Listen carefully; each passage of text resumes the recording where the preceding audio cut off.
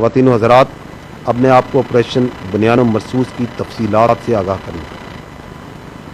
پاکستان کا جواب ایک نصابی نمونہ تھا جس میں تینوں افواج کی مکمل ہم آہنگی کے ساتھ حقیقی وقت پر صورتحال کی آگاہی، نیٹ ورک سینٹرک وارفیئر اور ملٹی ڈومین آپریشنز کی مکمل صلاحیت بروئے کار لائی گئی۔ زمین،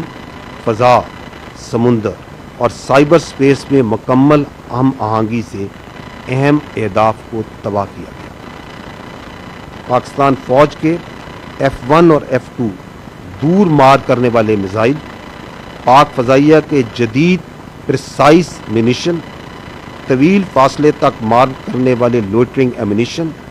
اور جدید پریسائز آرٹلری کے ذریعے بھارت کے 26 اہم فوجی اہداف کو نشانہ بنایا گیا۔ وہ تنصیبات جو پاکستانی شہریوں کو نشانہ بنانے کے لیے استعمال ہوئی اور وہ تنصیبات جو پاکستان میں دہشت گردی کو فروغ دینے میں استعمال ہوتی ہیں، اور ان تنصیبات کو نہ صرف بھارتی غیر قانونی زیر تسلط جموں و کشمیر میں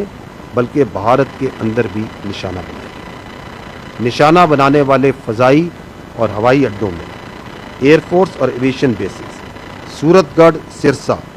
بھوج، نالیا، آدم پور، بھٹنڈا، برنالہ، ہلواڑہ،